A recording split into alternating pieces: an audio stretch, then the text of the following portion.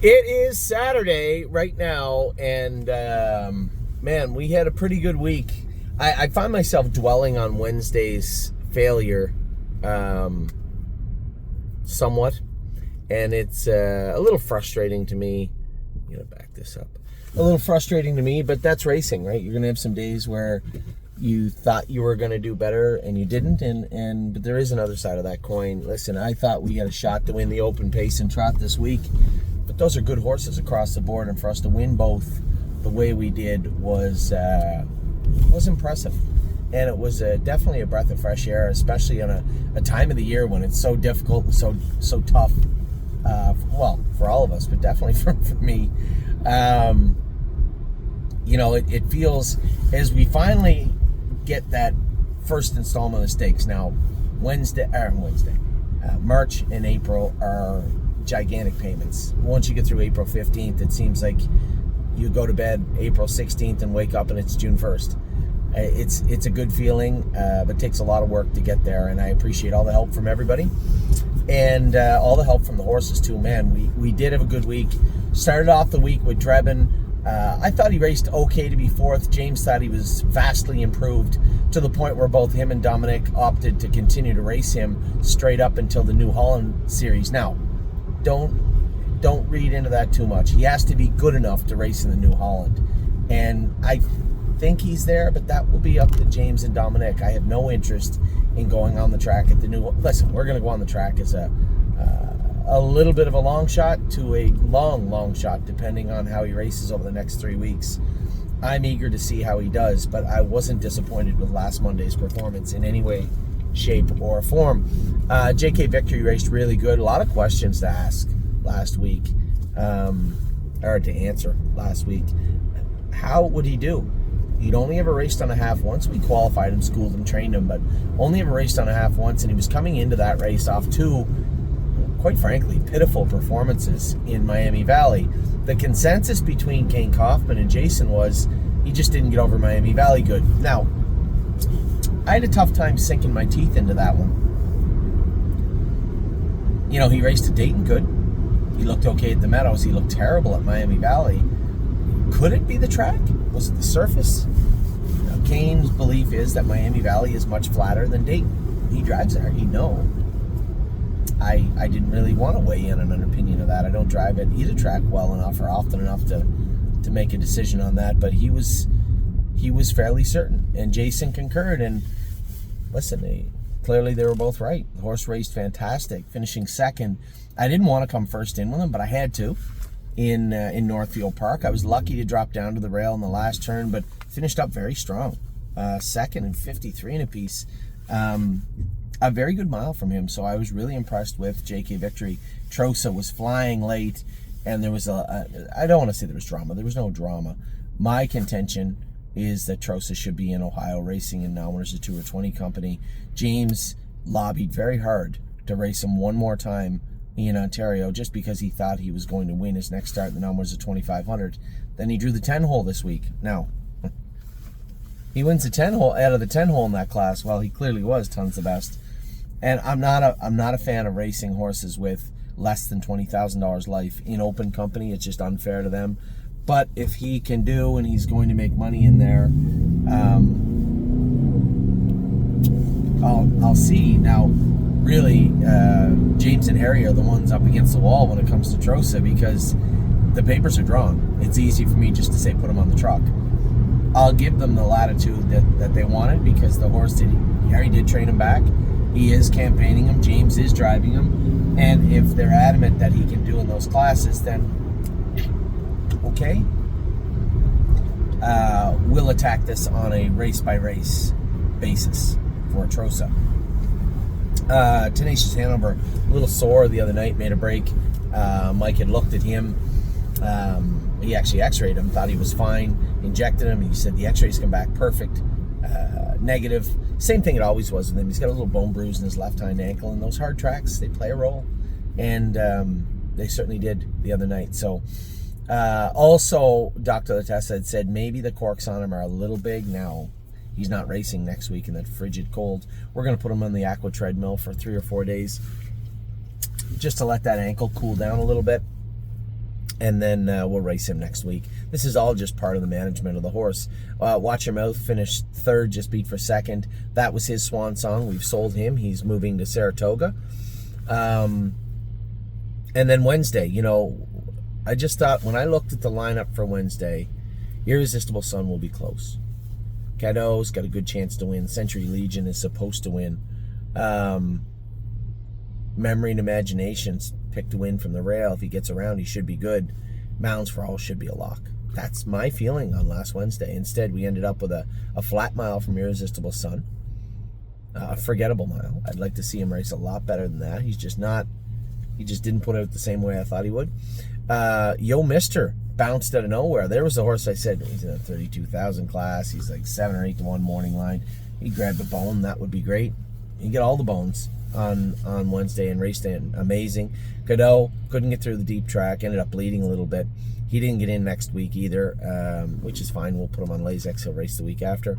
Century Legion got doubled up. I ran over a wheel with him. He made a break. It was just a complete disaster, top to bottom. Memory and Imagination raced as good as he could. Just that's how deep the track was. Here's a 56 trotter that mustered 59 and 3, and it had nothing to do with him. He trotted fine. It was just a deep track. And then Mounds for All, it's my fault. He made a break on my watch. That was my fault. And I'm sure he'll be much better for it next week anyway. Then we came to Thursday. High Hopes. High Hopes was racing on Thursday. Looks like money. How would he do in the open? I'm looking at the draw. How's it going to shake out? I really didn't know how the race would go. I just had to do the best I could to get away the best I could and then make a decision. I opted to come hard with him at just past the quarter. He cleared to the front and obliterated them. He was very, very strong in winning. A very good mile from him. Oh, he'll know. The track was terrible in Ontario. It's been terrible in Ontario for well over a week.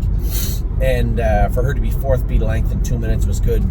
Dominic and I discussed the shoeing. James didn't want any more flip-flops on the horses right now in Ontario. He just thought that they cannot get over Mohawk. Now, Foxy Seaside did. We'll talk about her in a minute.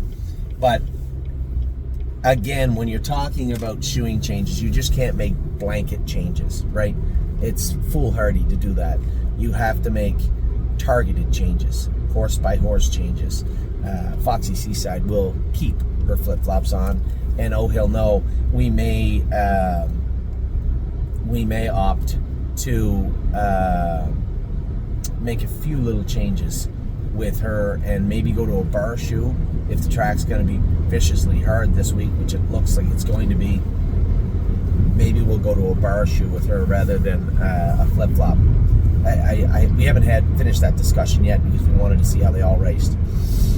Bluebird Tuxedo Hill will be coming back to Ohio, racing the maiden here. If he doesn't get better and he's just going to be him and Cadeau, it's nice to win a race. It's nice to race the Nalmers of 1, Nalmers of 2, but if you get into the Nalmers of 2 and things get a little dicey, well then you're probably not going to stay at the stable. They're going to have to do some work. I have no qualms about the horses, nice horses in the maiden Nalmers of 2 claimer, but if you can't do with the Nalmers of 2, then you can't do it, right? Not here, and we'll likely just sell those 2 horses, but we'll see.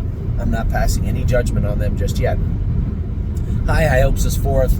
James was less enthusiastic about her mile and her overall ability to race at Mohawk after her start this week, but he did mention also she too has flip-flops on. We got to get those off.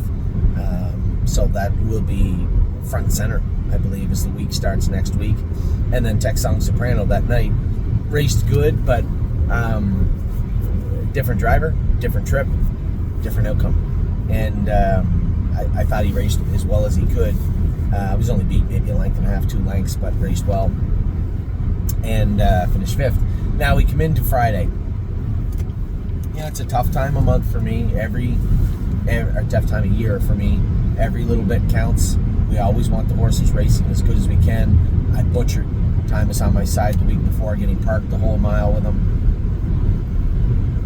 What's going to happen? You know, he's not coming in zinging tight. I didn't want to train him hard. You got to remember, I have 2025 on my mind, not February on my mind, and there's no need to have Time Is On My Side just razor sharp going into the open. I was going to let him lick his wounds a little bit from getting parked which was only fair. I had said to Jason, we'll train him 2 or 3 days out, but I don't think he needs to be trained hard. We were getting him shod. How would all this compound?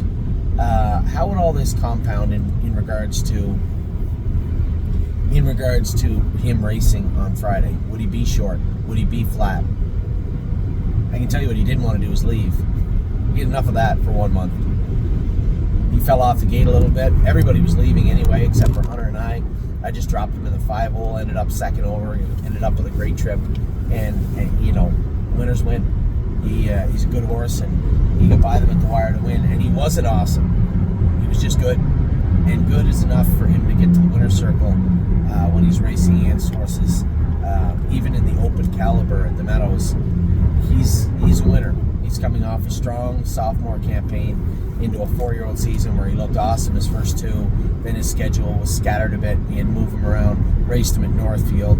Got beat. He was placed, but that had nothing to do with his race. He raced well, getting beat by Burke's horse the first week, Perk the second week. He comes out back to the Meadows and gets the job done. Just a great race by him. Chevron's Bypass.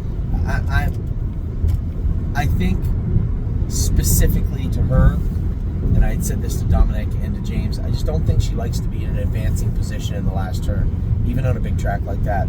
I think she likes to be bottled up. James had her bottled up 10th last week. She kind of got weaving through late and raced well, but then you put her in a position, an attacking position first over.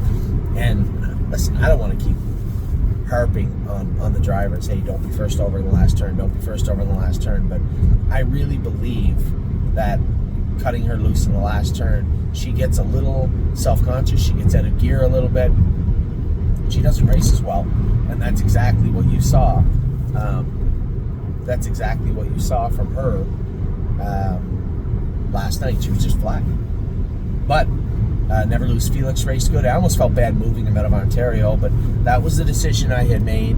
I wanted him in Pennsylvania because we weren't getting our Pennsylvania breds in full time. He landed here early this morning in Ohio, where he'll be moved over to Pennsylvania to race with Tim and Dean and Mickey and everybody over there next week. I think he'll make an immediate impact at the Meadows. I think he'll do very well at the Meadows. And then we'll make a decision as we get into those series, unless he really comes forward, I think he'll race in the Kerwin, the first one. We'll give him a short break, and then we'll have him back for what could very likely be the Stallion Series. Now, if we race him up to the Kerwin and he races so-so, we may forego that rest and just put him up for sale before the stakes season if we don't think he's going to be a Stallion. I think it's a foregone conclusion than a stake horse. But a Stallion Series horse, grassroots horse, he very likely could be. So we'll see how that plays out over the next little while.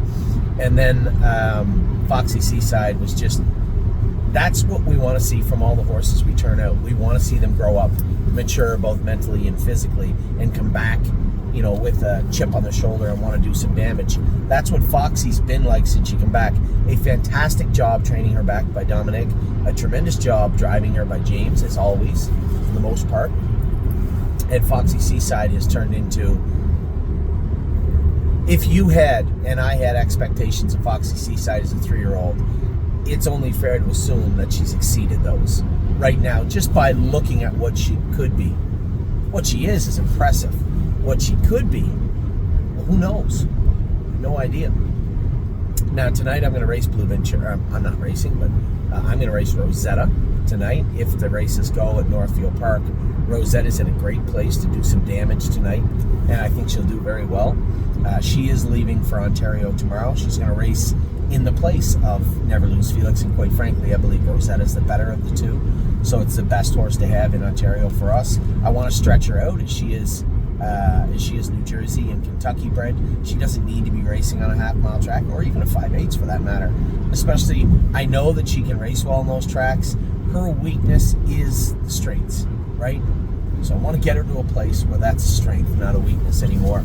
And to do that, we're going to move her over to the bigger venue at Mohawk. Blue Ventura tonight will seal his fate. Is he going to stay in Ontario, or is he going to become a resident of Ohio / Pennsylvania in the near future? That will be up to him also. Ars and Neptune are both in tonight. They're not going anywhere.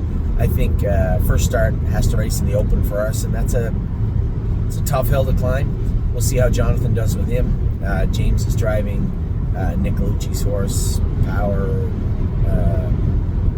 Powertrain.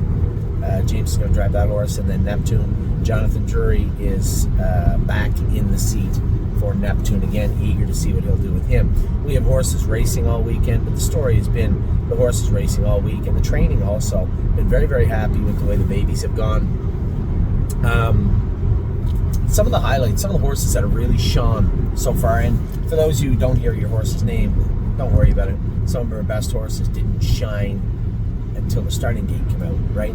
Gorgeous Package, Arrowhead Hanover, 2 horses to mention that really, we were hopeful, but they didn't shine until they really had to. So the ones that I think are really starting to turn into horses that I'm watching very closely, in the sense that they're doing their work very well, and I'm just making sure that there isn't other things we can't be working on.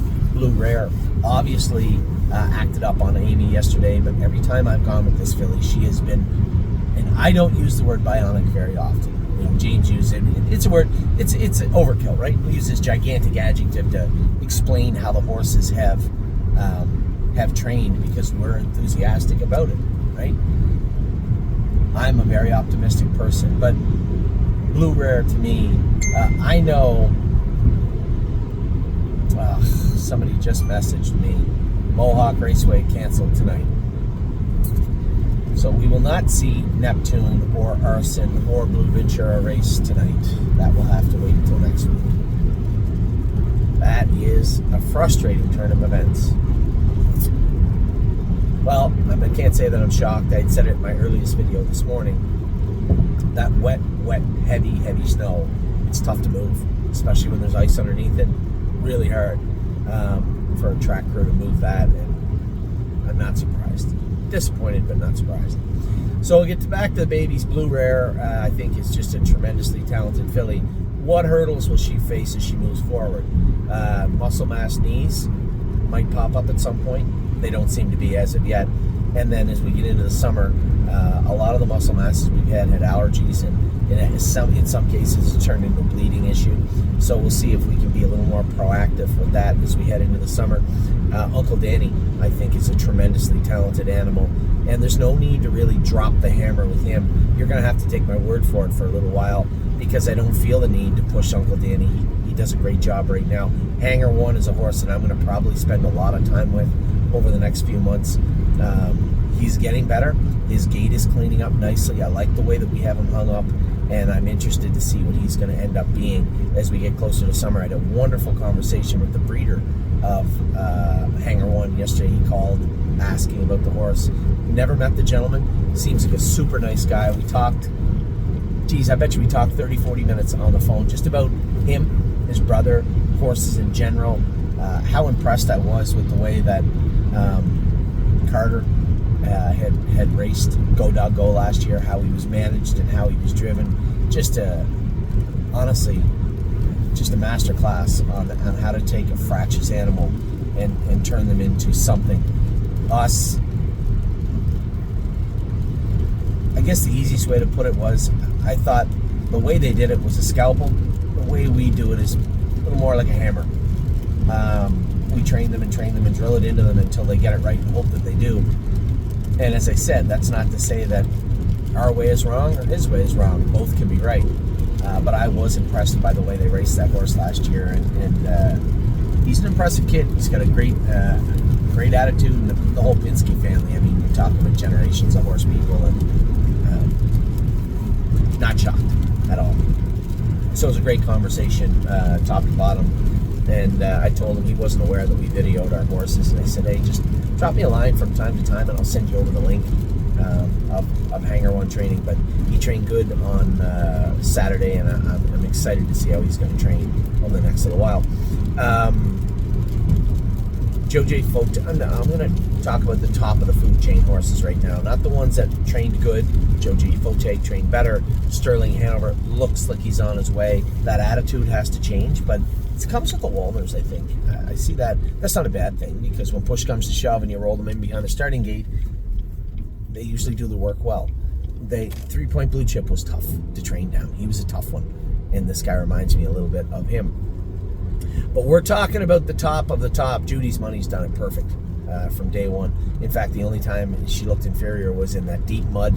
Come back again yesterday with an easy training victory and looked great. And Sweet Lake also, high expectations for this filly.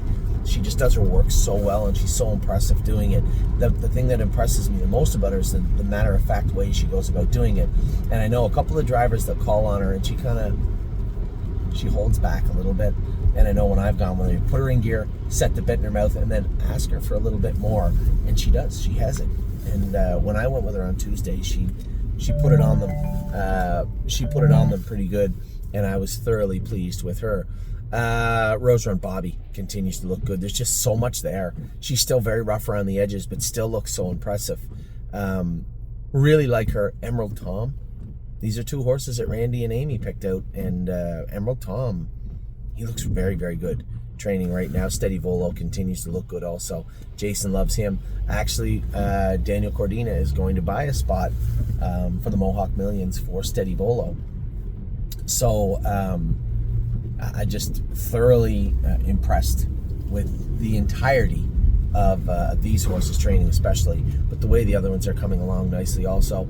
Almost all the pacers, right? Perfection Hanover's getting stronger every week.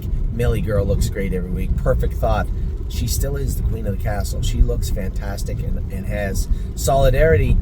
We started uncovering stones today. Nothing found under full barrage of x-rays for nothing even close. Nothing that Dr. Latessa could say, maybe this or maybe that. Sure, he's got some splints. We cracked open the cedar roll today and put a blister on him. We'll pull his hobbles in and start getting him back to doing his work. I guess I could say that he is Pennsylvania. I believe Kentucky. I could be wrong, but he's definitely Pennsylvania. Not going to see any half-mile tracks in his time anytime soon. What we could do easily is just say, fine, just send the horse over to Ontario. I don't have a problem doing that. Doing a great job training the horses down. And Solidarity go mile 25 right now if you wanted to. We've got him bottled up pretty good in 41, 42. And he has made breaks. You've seen that. But why? It's a tougher thing to answer than you think. It's not just a matter of turning on the light switch and saying, oh, that's why. It doesn't work that way. So we have options. I'm not concerned. And quite frankly, as I told everybody, there's been lots of our very, very good horses trained down to make a lot of breaks.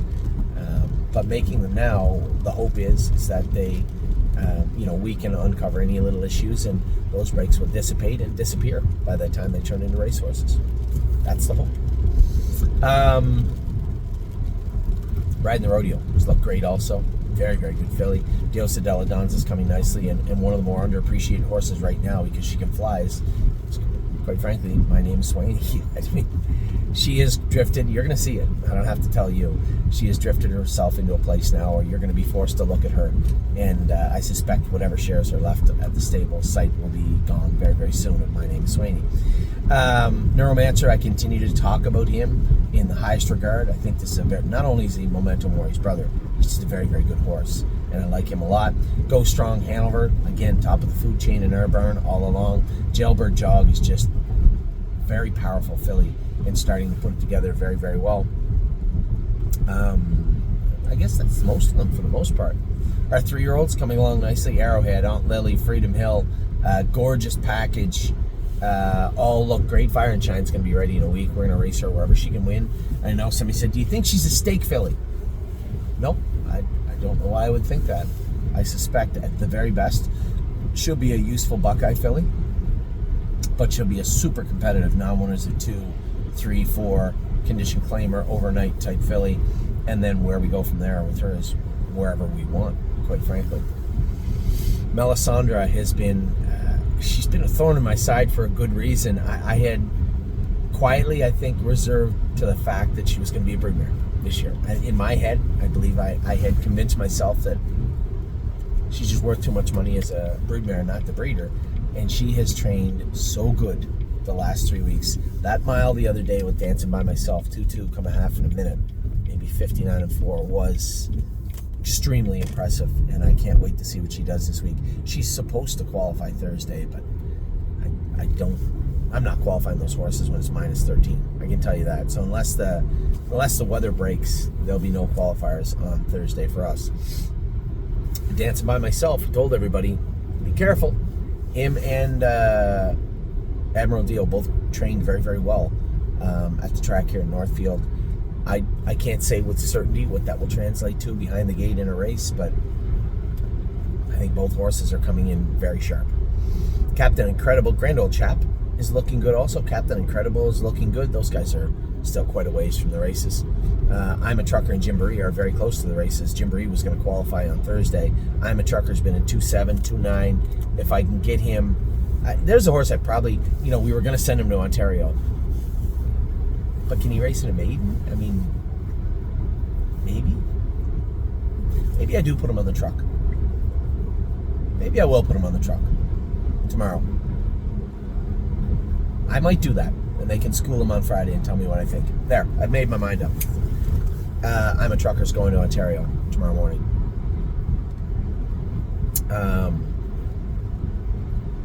Grand Slam Dio's not. I want to qualify her over here. I think she's a really nice. Of all the horses we're training back, I love Melisandre. Obviously, Memento Mori's training back good. Captain Incredible. All our Ohio breds. Every horse that was good to us last year is training back good. Grand Slam Dio is the most interesting prospect so far that I've seen training back for me, from my personal feelings. Rosetta, she's going to Ontario tomorrow after a race tonight, if she gets to race. And Westland Warrior also is headed to Westland Warrior also is headed to qualifying very soon. He was supposed to probably qualify next week, but we'll likely push that a week now. So now you have all your updates. It's the opening video. You guys are completely updated. Happy with the babies, happy with the sophomores, happy with the racehorses. Keep in mind, our real killers, Save America, is on his way back in, right? Rock Shining Star. Those are two big missing components of our barn are on their way back in, and 3 Point Blue Chip is ready to go right now also. So an exciting time ahead. It is February the 15th. Stake payment season obviously officially started this month. We've got our February payments locked in for everybody. March comes next. That one's going to be the one. Chew my nails.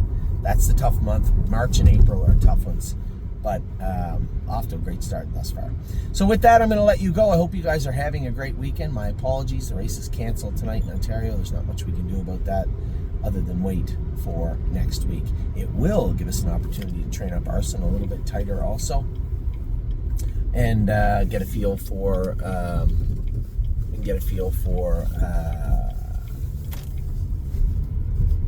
Blue Ventura a little bit also, and train up Neptune also. So with that, I guess that's a little bit of a silver lining to a kind of a crappy situation, but that's just the way it is. We'll push forward, move forward together, and hopefully have a great week next week like we did this week. Take care. I will talk to you all very soon.